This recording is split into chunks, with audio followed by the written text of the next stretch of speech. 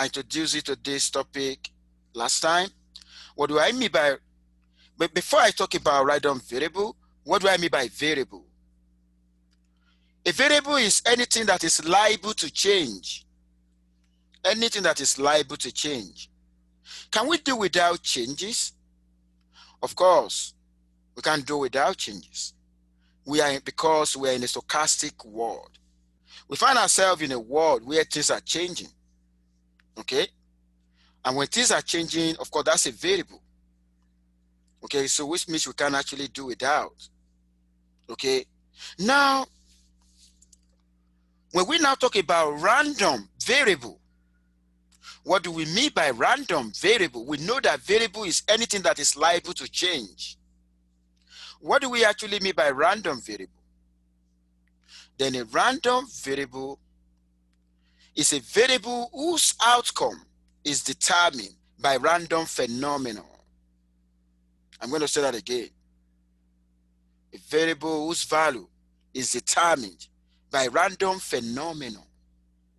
We find ourselves in a world where, we got a variation that is inherent on any activity.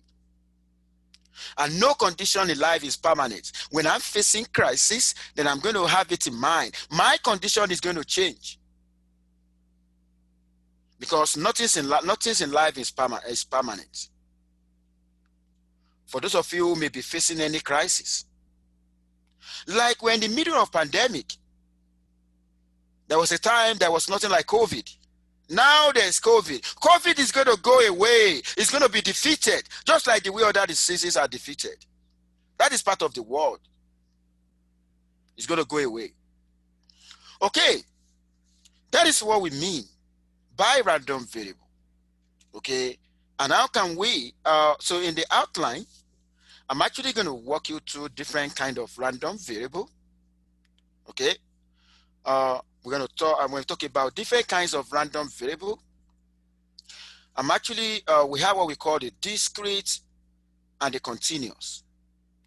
And I'm also going to walk you through the probability distribution of different kind of random variable. We're going to talk about situation where variables are jointly related and so on like that. Let's get started. Okay, like I said, we got two types of random variable. We got a discrete random variable and we got a continuous random variable. What do we mean by discrete random variable? A variable whose value is determined by counting. You need to count. What are the examples of that? The examples of that is actually going to be the number of goals scored in a football match, the number of points in a basketball game, anything that can be counted. Okay, that's what we mean by, it's changing. Because why is it a random variable? For instance, if you are watching a match between the Golden State Warrior, I'm talking about basketball in the United States. If you're watching a game between the Golden State Warrior and probably Minnesota Wolves, okay, the basketball team in Minnesota, there's a team called Minnesota Wolves. Okay, if you are watching the game, maybe in the first quarter, Minnesota Wolves was leading. Now maybe you just go to the bathroom. Before you come back, you're going to see it has changed. That's a random variable. Because what determines the outcome is more or less like it's random phenomenon because the players are taking chances. Okay? And do you know what? When we have identified random variables, of course, let me tell you this. This is the story. How do we have a variable? How do we have an outcome? Of course, you have an outcome when you perform experiments. It doesn't really matter whether you go into or you perform a physics experiment or biological experiment or chemistry experiment. But let me tell you this, experiment is an act of performance. If anything that generates an outcome, that's an experiment. You're going to write an exam of course, you're going to have your score. Outcome, whether you pass or fail, that's, writing exam, you are experimenting. It doesn't really matter doing an acid-base titration. Okay, it means we got a sample space. When you have outcomes, there's a sample space. And what do I mean by sample space? The sample space is a collection of possibility, the collection of possible outcome. If the sample space is a collection of possible outcome, then do you know the idea behind the random variable is to find a way to assign numerical values to elements in the sample space. How can we assign numerical values to elements in the sample space? It's just like if somebody failed an exam, what is the figure? What was the score? Oh, he failed the exam because he scored less than a threshold. That's a score. Okay? Now, and that is what I'm trying to show you right here. If I have elements in the sample space, we got a way to assign figures to that. Okay, I'm going to give you an example right now. I'm talking about machine breakdowns. Of course, the efficiency of a machine is not 100%. When you buy a machine and you start using that, you are not going to use that forever. Okay, now, what is the possible outcome if a machine breaks down? It could lead to what? Oh, the sample space is actually going to be, is it an electrical issue or mechanical issue or as a result of misuse? Okay. Now, these are elements in the sample space. But you know what? We're actually going to create a state space. And that state space is more or less like assigning figures, numerical values to events. Now, this time around, the machine breakdown, then of course, we're going to spend money. Okay. And you know what? Maybe you have the access, you have the idea on average, what it costs to do electrical repair, what it takes to do mechanical repair, and what it takes to do, when you misuse. Are you guys hearing me? Yep. Okay, thanks for Yes. confirming that. Now, the state space is actually 50, 200, 350. And how do I arrive at that? Those are the costs. Maybe that is the cost, that on average, the way it appears to me, it could appear to a different person, you could have a different values for that. So what I'm trying to say, cost as a random variable, 50 for on average for electrical, and 200 are spread out on mechanical on average, probably in the past, and 350 for misuse. Oh my God, the one for misuse is so high. That's why whatever we have, we got to try to manage that so that the cost implication for for repairing that is so huge. Okay, now we've talked about discrete random variable right now. I said, when you determine the values of a random variable by counting. Okay, now the next thing that we want to talk about, what is a probability distribution of a discrete random variable? What do I mean by that? Okay, the probability distribution will enable us to understand the possible list of outcomes. Not only that, with their corresponding probability. Let me tell you something. When you have different outcomes have their corresponding probability, and their probability may not be the same, because you could have situation whereby some outcome could occur more than others. I'm going to say that again. Why do we need to care about probability distribution this time around? It's actually because we need to be able to investigate, okay, what is a possible numbers my outcome can take.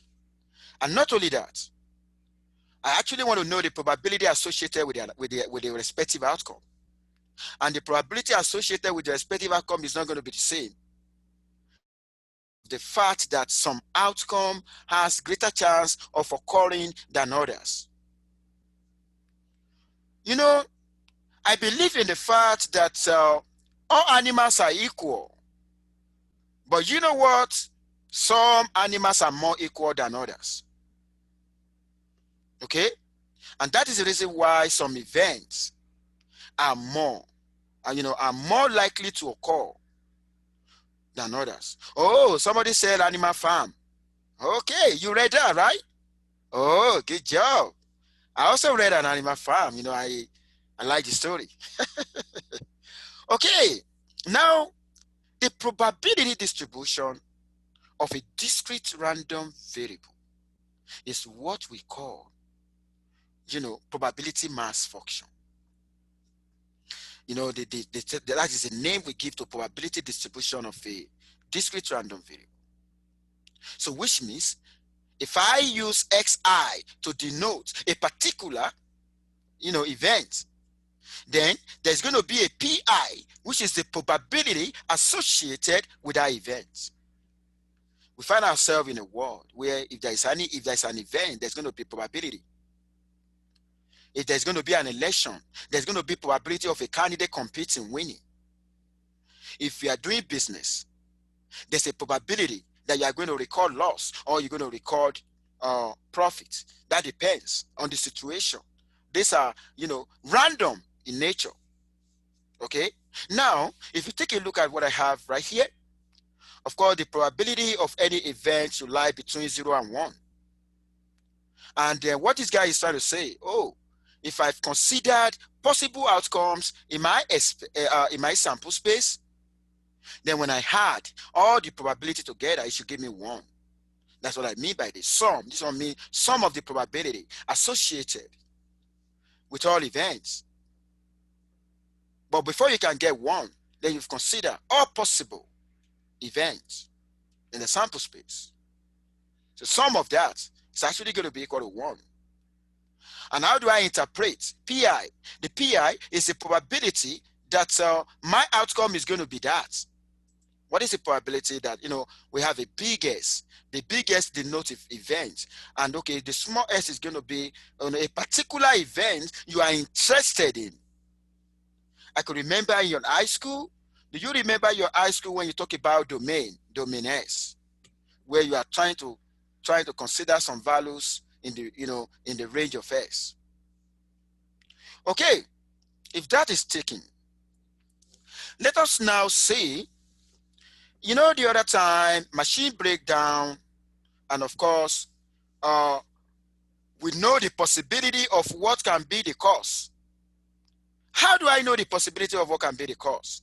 Of course, machine breakdown, it could be due to electrical problem, it could be due to mechanical issue, it could be due to misuse. Let me pretend as if it's my car. Let's say I got a car and the car breakdown. I'm actually going to be thinking what is the possibility? Is it an electrical issue? Is it a mechanical issue? Is it, or maybe I misuse the car? Maybe I misuse the car. Maybe I don't service the car regularly, or I don't do what I'm supposed to do on the car. Okay. Now, based on experience, it's actually going to cost $50 to have electrical repair. It's going to cost $200 to have a mechanical repair. And it's actually going to cost $350 to have, repair attributed to misuse. Now, how do I come about the probability value here? The probability value here is 0.3, means maybe based on experience, 30% of the time, 30% of the time, if my machine breaks down due to electrical cause, I'm actually going to spend $50. That is 30% of the time due to electrical issue. But you know what? That doesn't mean that is what I spend all the time when it has electrical issue. But the fact remains that 30% of the time, and that becomes a probability, that's going to be 0.3. And 0.2 right here it means 20% of the time if my vehicle should break down due to mechanical, 20% of the time I spend $200. And 50% of the time when my car break down due to misuse, I spent $350. Therefore, I got event right here with its corresponding probability. And you know what? The event of misuse, has the largest probability. The largest probability of is 0.5. So which means the probability that my car is going to break down due to misuse is higher than other sources. Can you see that now? This is what we call probability mass function. So the probability mass function is a way, to have, where you have you have the list of the list of the possible events with the associated probability. And you know what? Take a look at this guy here. This is a graph.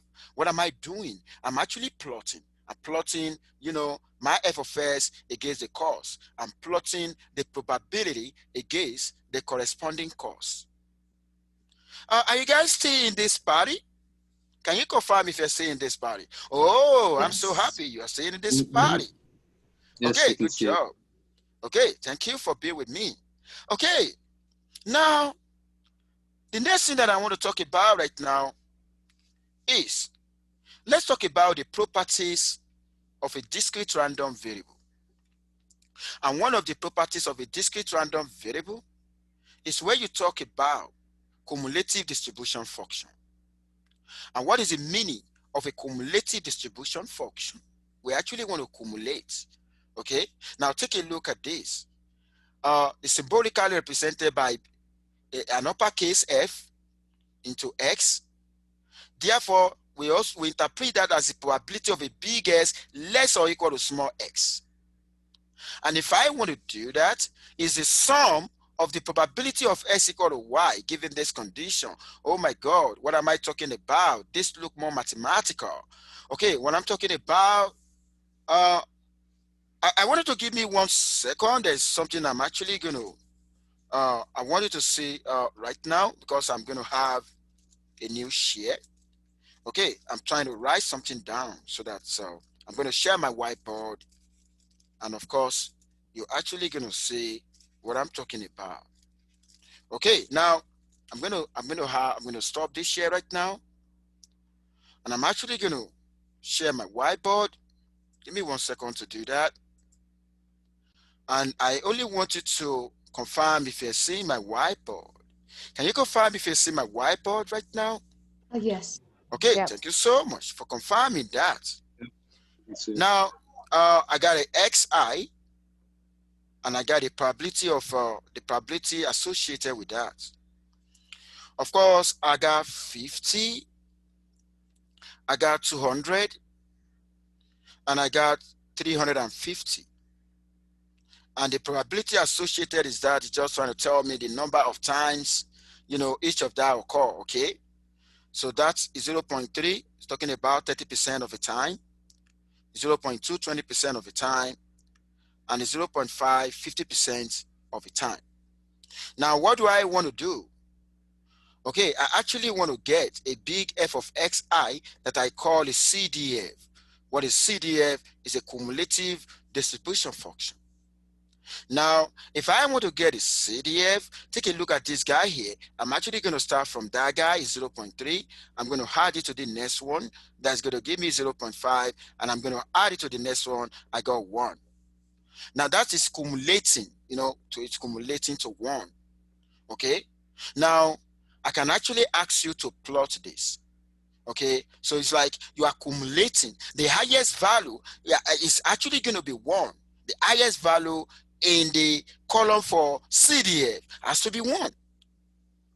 Okay, now I'm actually going to, you can actually plot this, where I'm going to plot is 0.3 against 50, 0.5 against that, and 1 against that. Okay, of course, you can write that down.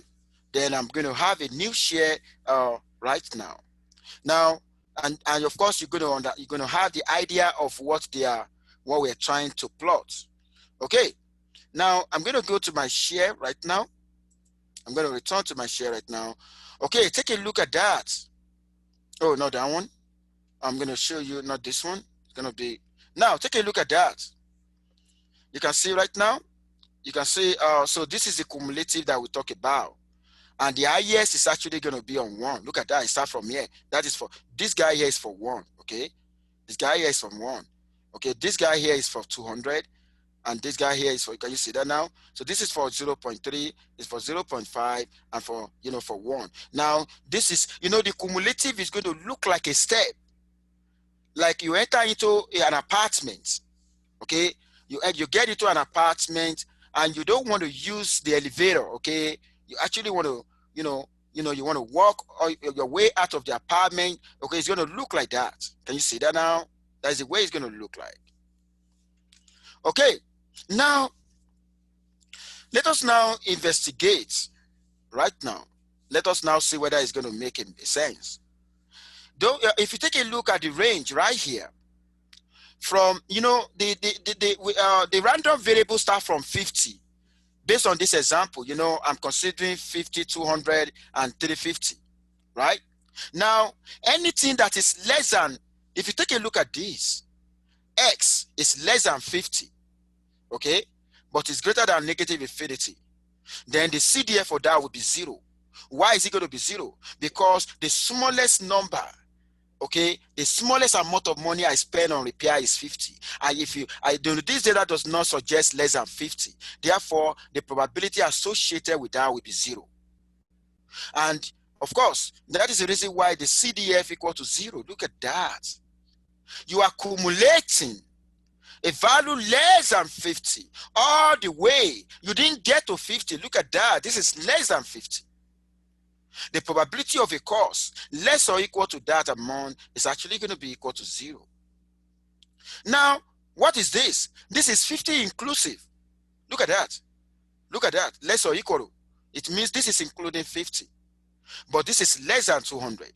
Of course, that would be 0.3. Now, if I go from 200 now, look at that. This does not include 200, but the one here includes 200, but less than 350.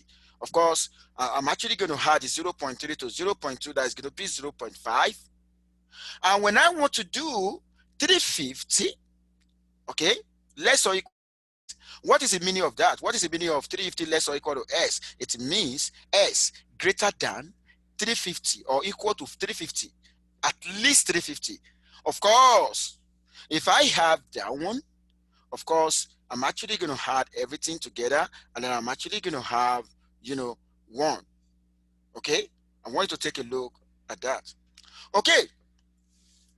The next thing I want to talk about right now is another type of, of a random variable. We call that a continuous random variable.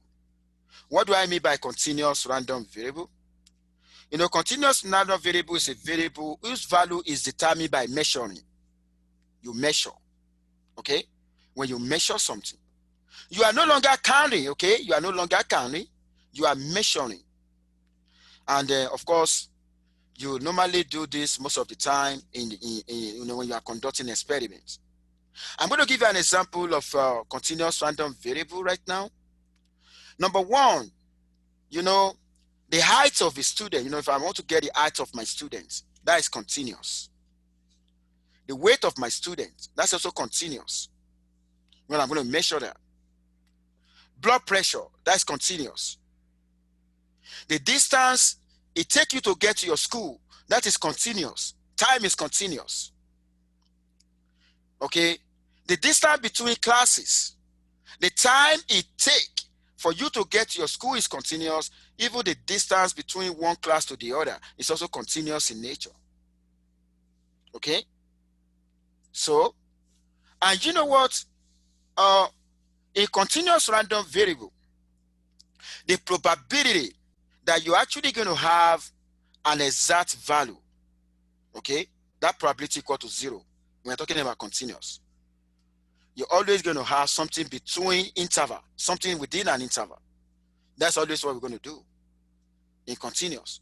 And that was why I gave you this example. Suppose that the random variable x is the diameter of a randomly chosen cylinder, of course, you are going to measure the diameter, okay?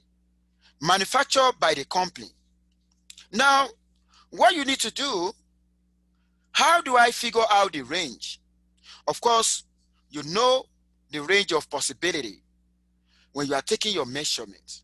You know the lowest value you can get, you know the highest value you can get, and whatever value you're going to get must lie between the, the lower part and the upper part.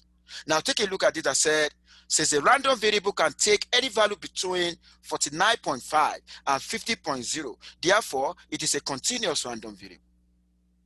So if you are measuring, you're actually going to have the minimal part and the upper part.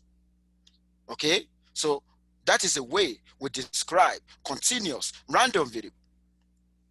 And you know what? The probability of a single value in a for continuous random variable is actually going to be equal to 0. Okay, the next thing that I want to talk about right now, I've talked about the probability distribution of a discrete random variable. Wait, can you Now, explain why it's between 49.5 and 50.5? You just kind of said that, and I don't really understand the reasoning for that. oh, okay. Thank you for asking that question. Now, in measuring cylinder here, maybe the company actually realized the lowest value you can get is 49.5, and the highest value you can get is 50.5. Okay, it means if you are measuring in that company, since they know the minimum and they know their maximum, then whatever you're going to be measuring will be between that range, and that is a continuous random variable. Does that make sense to you now? I think so. So you're saying that like the range of 49.5 to 50.5 is given, like that's not something that like we would be figuring out. Like that's something the company already knows. That's a very look at me here.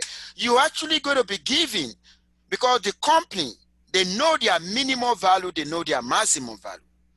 When you are doing measurements, okay, when you are doing measurement, you know the minimum value you can get, you know the maximum value you can get.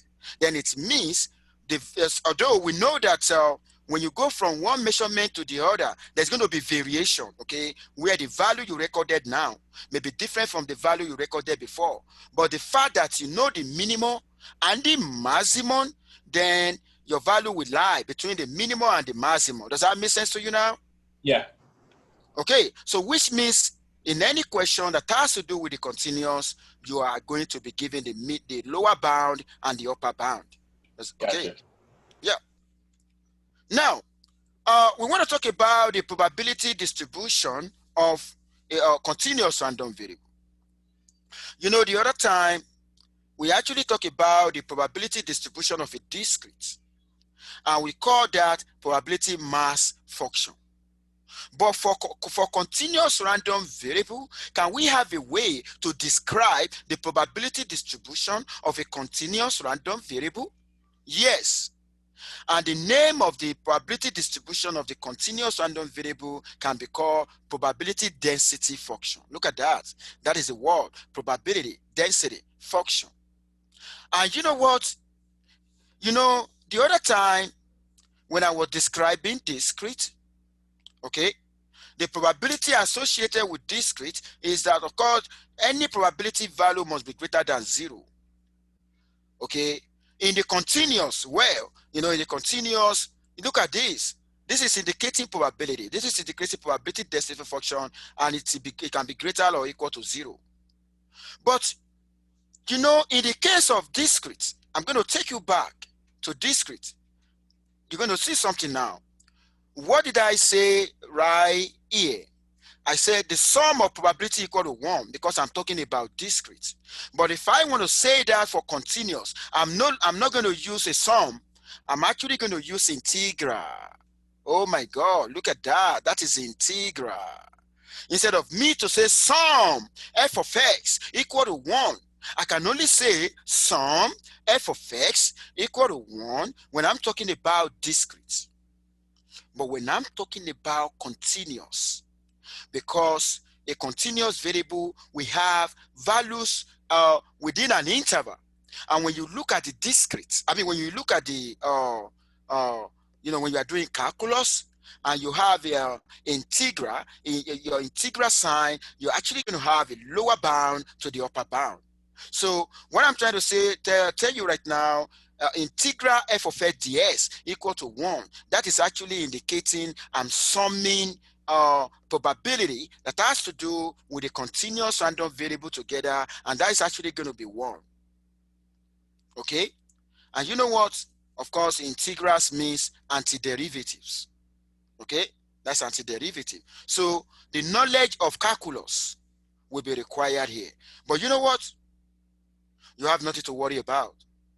I'm actually going to walk you through that. Okay, let us now see, how does a probability density function look like? Take a look at this question right now. Maybe if you look at what I have right here, a mathematical modeler has already looked at the measurement. Okay, we're still talking about metal cylinder, and he arrived at this model. This is a model right now. Okay, where X is the diameter of a metal cylinder. But you know what? There is a condition, okay? There is a boundary. The lowest value you can have is 49.5, and the highest value you can have is 50.5. And you know what? F of S equal to that. That is a model. And f of s equal to 0 means f of s does not exist if the range that you are considering is outside this range. So what is possible in that company, as far as the diameter of a metal cylinder is concerned, the range has to be from 49.5 to 50.5 for this function to exist. Otherwise, the function equal to 0 elsewhere.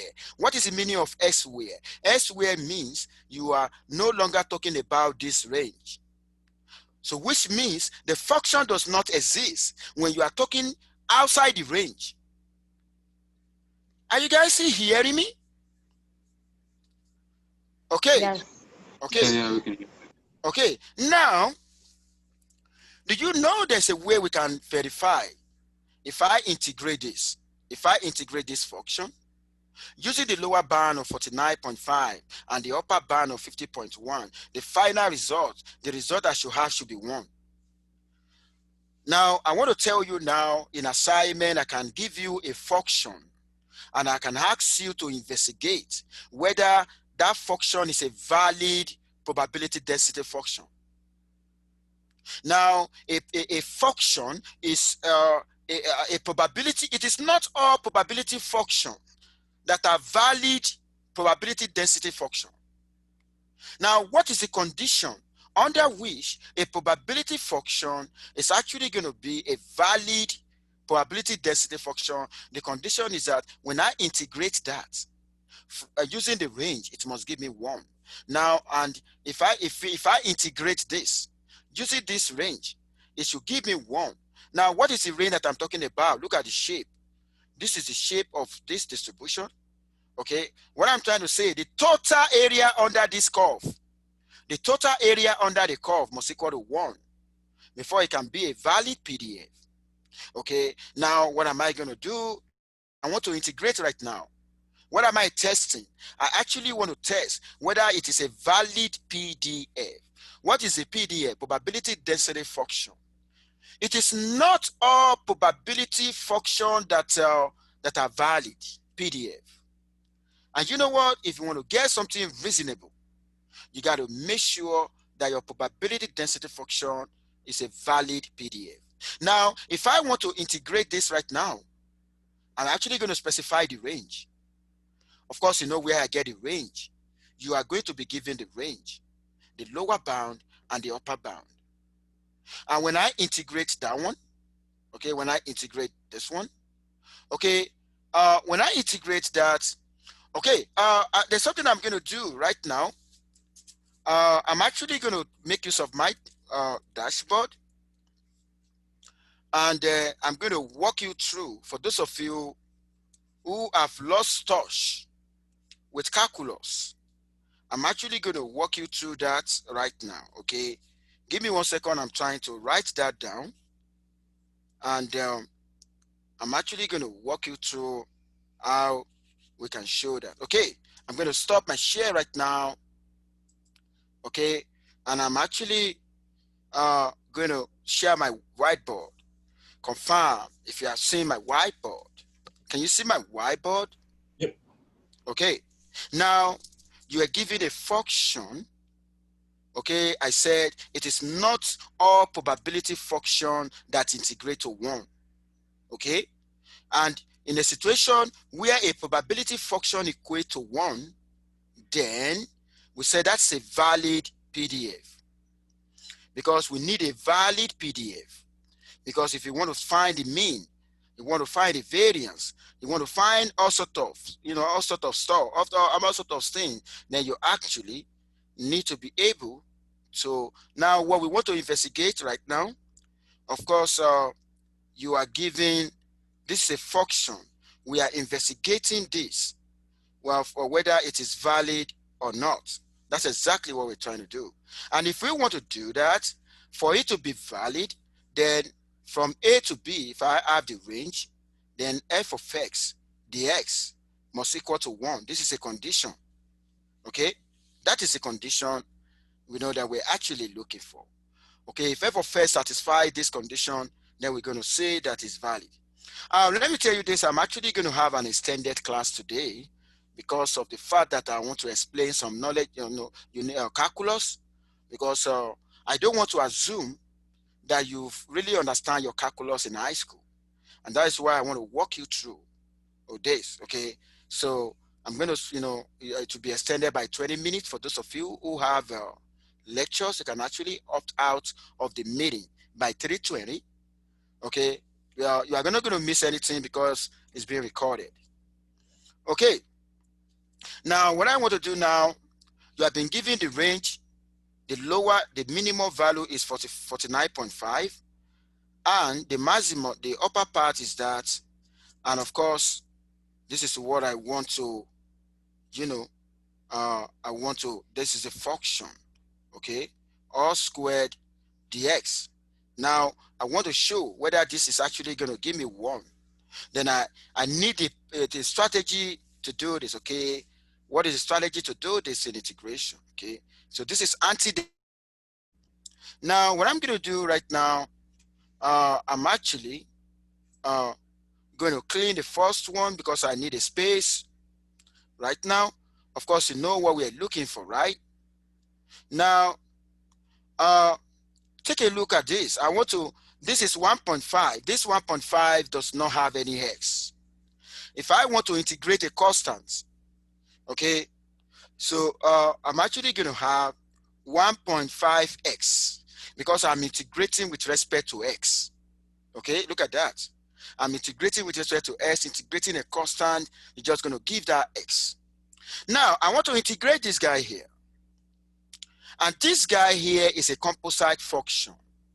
What do I mean by composite function? The x minus 50 is actually raised to power 2. It has a power. We got a way to integrate, a function of function. So what are we going to do? So I'm going to write 6 into x minus 50. Okay. Now 2 here, I'm actually going to do 2 plus 1, then divided by 2 plus 1. That's what I'm going to do. Oh, can you see that now? Now, if you take a look at what I have here, okay, I have x minus 50, and I got a 2 right there. Then, of course, I'm going to do 2 plus 1. And when I do that, of course, my range that I wrote before, I'm actually going to put the range right here, 49.5. Okay, somebody remind me of the range. Is it 50.5? Yep. Okay. Now, this is what I have right now. You can see I put 2 plus the power plus 1 divided by power plus 1, but provided right here, because inside integration we also differentiate, okay? Here, when this is linear, okay? So differentiating what I have inside here is going to be 1. Okay, you have to put the 1 there too. So I'm going to write 1.5x Now this is going to be 2 plus 1 is 3. 3 goes in 6. I'm actually going to have 2. Then I'm going to have x minus 50. Okay, this raised to power 3. Then from 49.5 to 50.5. Now, the only thing I'm going to do next is evaluation. And what is that evaluation? I'm going to plug in 50.5 into anywhere I got x. Whatever, then I'm going to do the same thing. I'm going to plug in 49.5 into where I have x, and I'm going to subtract. I'm going to subtract. Okay? And that is exactly what I'm going to show you. You know, I'm going to have a new share right now. You're going to see what I talk about. That's exactly what we do right here. Look at that. That's what we do. You know, this is what we got. Can you see what we got? We plug in 50.5 to where you have s, and you plug in 49.5 to where you have x. Then you're going to subtract them. Finally, the result gives 1. And that indicates that that probability function is a valid PDF. For those of you, 49.5 instead of 50.5. You say what? Why do you plug in 49.5 instead of 50.5? You will first start by plugging in 50.5. Look at that. Look at 50.5 right here. Okay. And after that, you're going to plug in 49.5 separately. Look at that. Then you're going to subtract. Can you see that now? Yep. Okay. Now, so which means that was what we do. Now, then that shows because you got 1, then that's a valid PDF. Now, you know, initially, when I use all the range, you know, when I started from 49.5 to 50.5, that actually give me 1, right? If I'm interested in this place, this area, that blue, okay, that blue shaded region, which means I want to go from 49.8 to 50.1, then the result that I'm going to have will be less than 1. Okay, I'm going to do the same, but only that I'm going to be plugging in different values right now. Look at that. I got a 0.432. Okay, but if I use the entire range, it's actually going to give me 1. And that is the reason why we say the total area under a curve is 1. Okay, the total area under a curve is 1. Okay, right here it gives 1 if I'm using everything. But right here, if I'm just using from 49.8 to 50.1, then that is what we're going to have. Okay, which is with less than 1. Okay, now you can actually revisit that. Now, you know, the other time we talked about cumulative distribution function for the discrete. Then we also have a cumulative distribution function for the continuous. And you know what? For the continuous, when you are given a function, then you need to start from the lowest point. What is the lowest point in life? Minus infinity. Then to that particular point. So my x here, that is where it's going to terminate. My s is going to be different from your x. Okay, and this is what we did the other time when you are subtracting after integrating. You're subtracting when you plug in a lower bound, and when you plug in an upper bound, you are subtracting. Why are you subtracting? You are looking at the probability that x will lie between A and B. That is the reason why you are subtracting. I'm trying to tell you what you are doing here. What are you doing here? What is the probability that my diameter is going to lie between 49.5 and 50.5? It's 1, because I'm using the entire range. That is a possible number of range that I'm always going to have the number between that. And this is trying to say, what is the probability that is going to lie between 49.8, that is between this and this? Of course, I'm expecting to have a lower value. Can you see that now? Like I said, those of you that want to opt out of the meeting can do so right now, because this is 3:20. Because I'm going to use additional 15 minutes, okay, before I log out. You got nothing to lose, but you know, the video, this is being recorded, okay? Now, that is the CDF. Now, let us have an example of a CDF. For instance, what is the CDF of that? You are given this function. Take a look at that. You are given this. The PDF that I call probability density function is a lowercase f. You can be given a question like this, and they ask you to obtain the cumulative density function. The cumulative density function is going to be an uppercase. Look at that. I'm going to show you right now. Look at that. What do you see here? An uppercase F. And if you want to do that, you need to integrate the lowercase f from the lower point.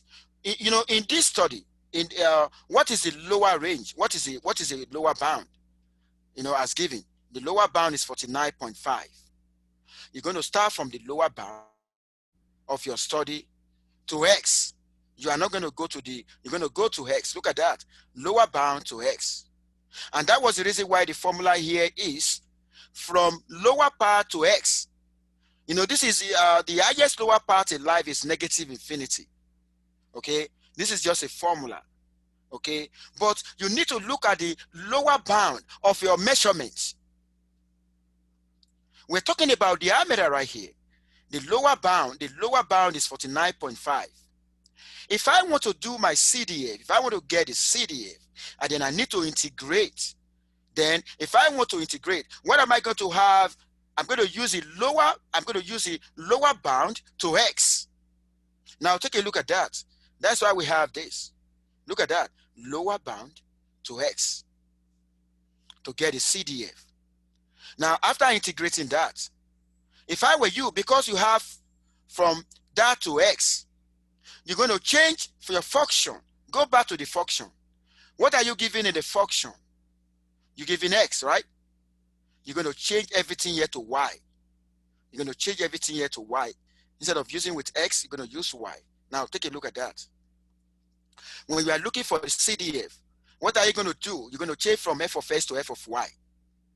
Now, and that is the reason why here, what do you see me writing? I'm going to be, I'm going to be integrating with respect to y. I'm going to change to y. Okay. After integrating this is the result. What am I going to do? I'm going to plug in x first to where I have y. Plugging in x, I'm going to have this. Look at that. This is what I have. Then after that, I'm going to plug in 49.5 into where I have y. I've done that right now. Can you see that now? Then I just need to simplify this. Evaluate this is going to be 74.5. Simplify this is going to be in terms of x. And let me tell you, your CDF will always be in terms of x. I'm going to say that again. CDF will always be in terms of x. Why is it in terms of x? Because you are integrating from the lower part to x. And let me tell you something. In a situation where you are now giving the upper bound, take a look at this question right here. What is the probability that x lies between the lower part 49.7 and 50? Do you know what you can just do? You can just plug in 50 here. Don't forget, you are plugging in 50 to replace x. What was your x? Your x was the upper bound. What is the upper bound here? 50. Upper bound will always be here. The lower bound will always be there. It is more or less as if you plug in 50 here, you plug in 49.5 here, you are now subtracting, and this is the result. You know, I realize that some of you have not been meeting with me during my office hour.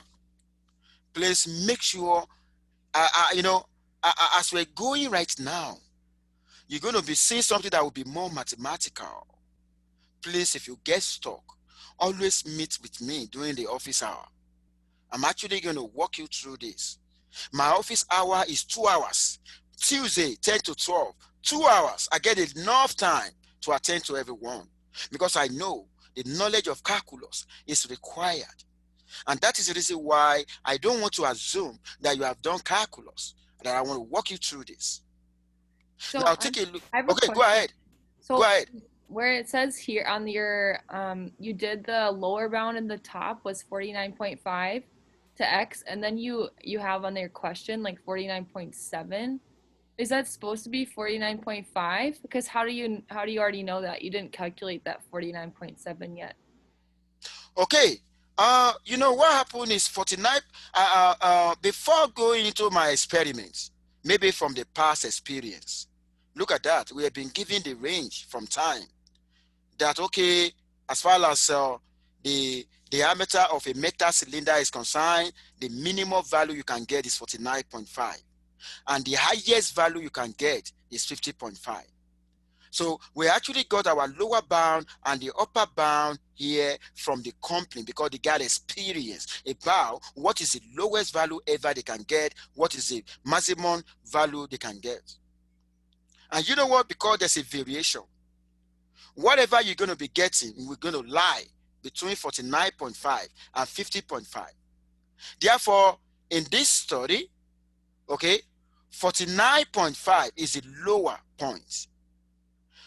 Is the lower bound. 50.5 is the upper bound.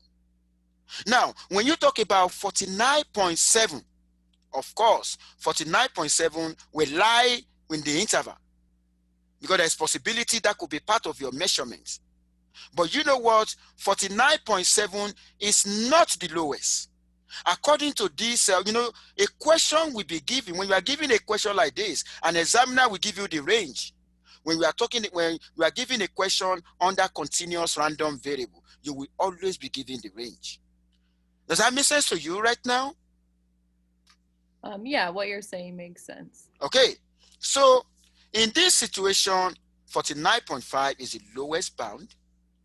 Okay, and if 49.5 is the lowest bound, of course, if you take a look at this, 49.8 is not the lowest, but it's far within. That now depends on the question they want to ask. If they say, what is the probability that I'm actually going to have, from 49.8 to 50.1, of course, you are not considering the entire range. You are just considering here, the blue region. And if you are considering the entire curve, the totality of the area under curve should be 1. Look at that. Hello. But if you are, somebody want to talk? Yeah, I have a question. Go ahead. So my question is on the 3.2.2. So for the example 2, the first one and the second one, are they different questions or they're the same thing? Are you referring to this page right now? On the next page. Okay. Or this one? Past this one, I think. Page 15. Okay. This one? Yeah, this one. So I did the same thing or different questions? Oh, this is if you take a look at this is a different question. Now, do you know what I found here? What I found here is just the CDF. When I say CDF, then it will terminate at a particular point. That point is unknown. That's why it's in terms of X. But when you know that point, okay? When you know that point, oh, I got what you mean right now.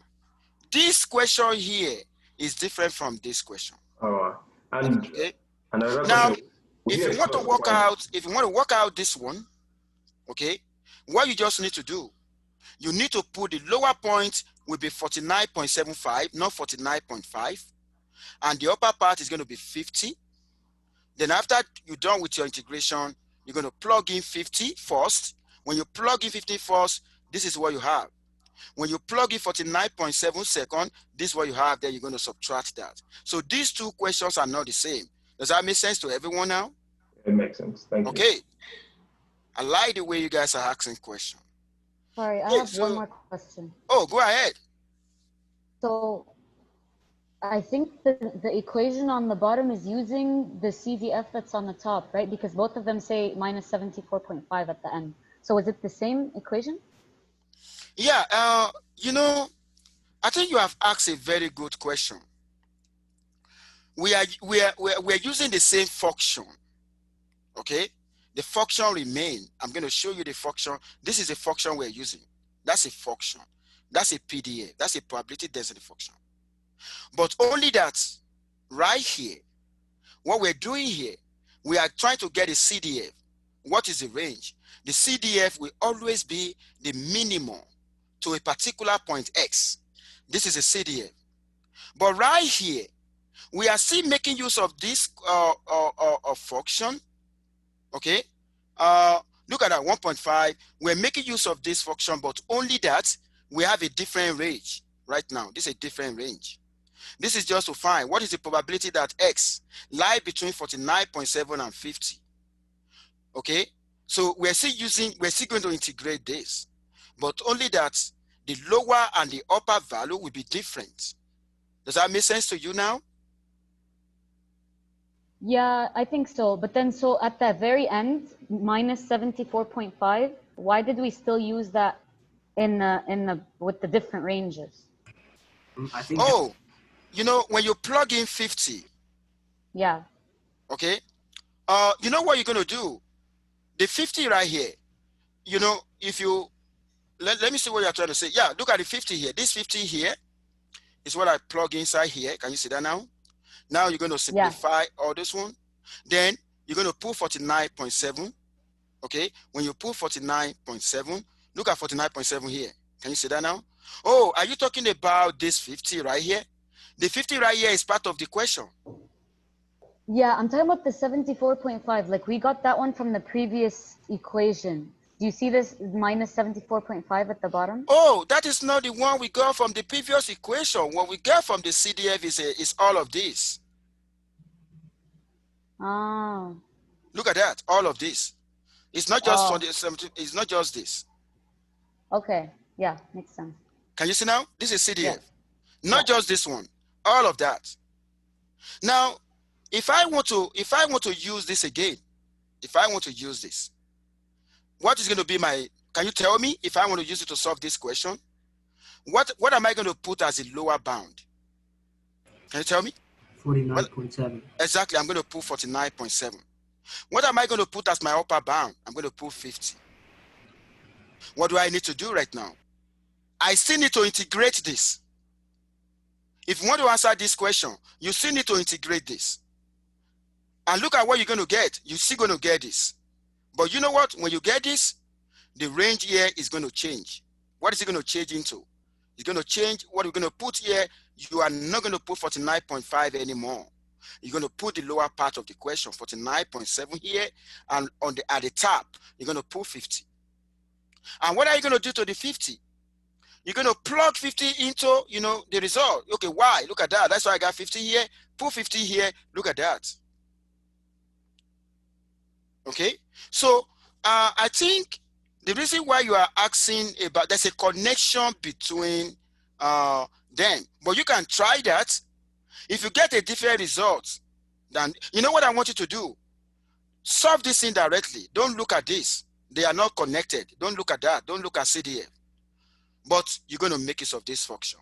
Integrate that, then use your lower bound as 49.7 and your upper bound as 50. Check if you have this. If you don't get that, I'm actually going to revisit that. Does that make sense to you now? Okay. Yeah, thank you. Thank you. I got 5 more minutes to spend. I got one quick question. Oh, go ahead.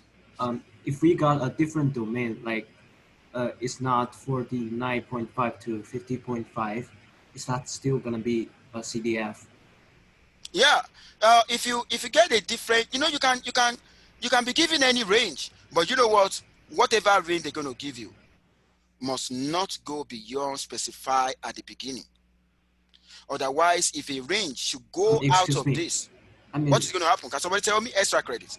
If you go out of this range, what will happen to your function? Extra credit. 0. Exactly.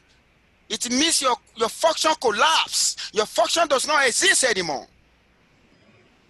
You know, when you have experiments, when you are measuring, you're going to have a range. There's always going to be a range. Minimum value you're going to get, maximum value you're going to get, and that would have been specified from the beginning based on experience. Does that make sense now? So Yeah.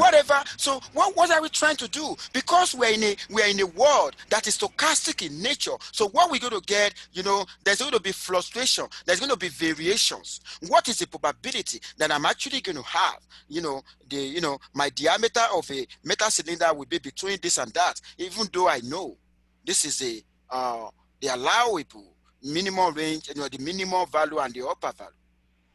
And that is what you're going to see us doing. Okay, that's exactly what we're trying to do.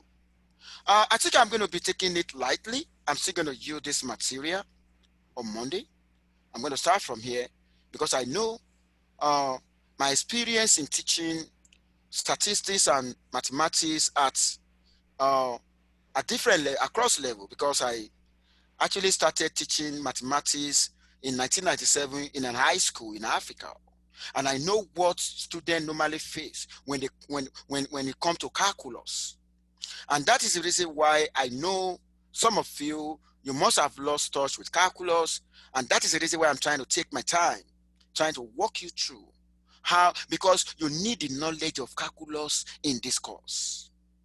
And if there is anyone of you who have who have difficulty with calculus, if you get stuck with calculus, meet with me during my office hour. I'm actually going to walk you through that. And you know what? You don't need advanced knowledge of calculus. We just need basic knowledge of calculus. You don't need advanced knowledge. Is there anyone who want to ask question today? Because this is where I'm going to stop. I'm actually going to start from here next time. Is there anyone who want to ask question today? Is there Can I anyone? ask? Go ahead. Yep. So what I wanted to ask was, I was wondering, what we should do for next week's practical. Oh, I give information about practical assignment or practical one.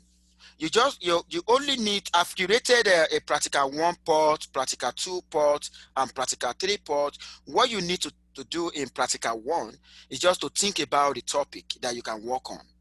And you need to share the idea with me by sending the message about what you want, okay, to the assignment port. Does that make sense to you now? Now, so that's what you're going to do in practical 1. Then in practical 2, when I approve practical 1, then what you're going to do in practical 2 is to collect your data, the data you want to use. And you know what? Because of the social distancing guideline put in place, you know, we're in the middle of pandemic. I'm actually going to take a data you get from online, but you only need to write the source of the data. You know, for you not to be charged for plagiarism. And for practical 3, of course, that is when you now carry out your analysis, you write the project proper, and you know the deadline for that is December 1. Have I explained to you right now? Do you understand that now? Yeah, yes, I understand. What else I wanted to ask was, are we gonna be using our studio for the upcoming practicals? Oh, that's a very good question. Of course, that actually depends on what you want to do. That depends on your topic. Okay, and of course, there is nothing that we cannot do using the software. Okay, and that is the reason why the lab is very, very important, because that will give you you know, opportunity to learn practical demonstration of what you learn in class. Okay, how do we implement that using a software? Because when you have a lot of data, you know, the large volume of data, you know, using manual way to figure that out, you know, may not be possible. And that is the reason why, you know, we make use of software. You know, the software will actually enable us to get our results on time. Does that make sense to you now? Yes, it does. It Okay. does. Do you have any other question for me? Okay, somebody said if the given domain is not 49.5 to 50.5, for example, 30,70. Oh, let me, I think I lost that. Let me read from the other source. Okay, somebody said if the given domain is not 49.5 to 50.5, for example, 30 to 70, but we still get integral f of s equal to 1, is that still a PDF? Now, let me tell you something. It depends on the measurement. You can have the range in another measurement may be different from this.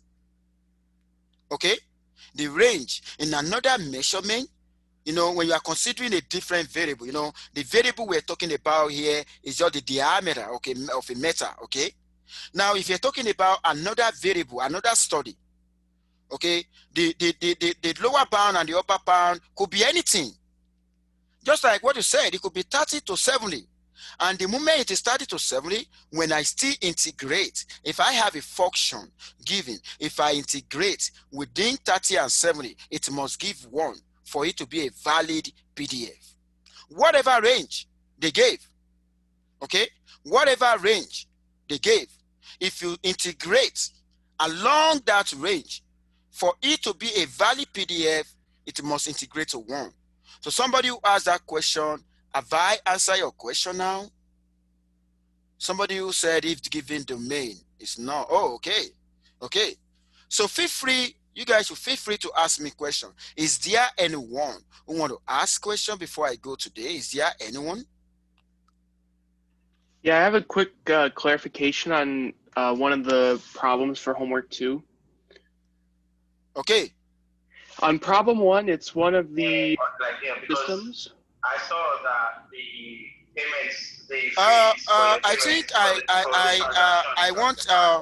think I want other students to mute except Michael.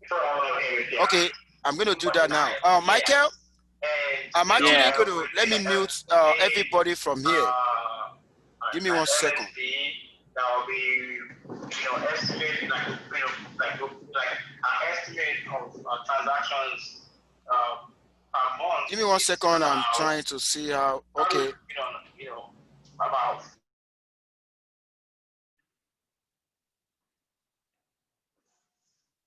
Okay, so it was just it was the first problem on homework 2 is one of those systems with all of the kind of like in series or parallel. And right at the end, there were 2 components with the same probability or reliability. Can we consider those to be in parallel?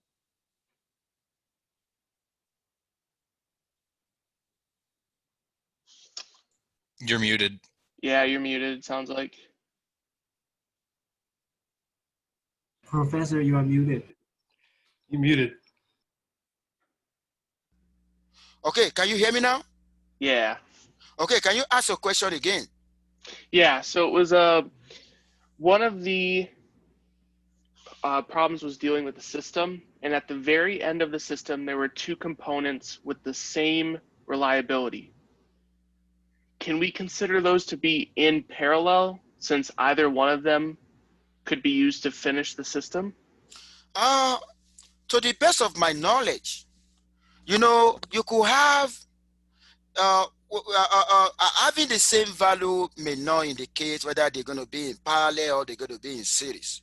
There is possibility that you have, components in series, and some of them could have the same reliability. And there's possibility you have components in parallel. Some of them could have the same reliability or not. But what you just need is just that look at the structure. They look at the way it is drawn. Okay, when they are connected back to back, that's a series. Okay, but I think I showed you the picture the other time how the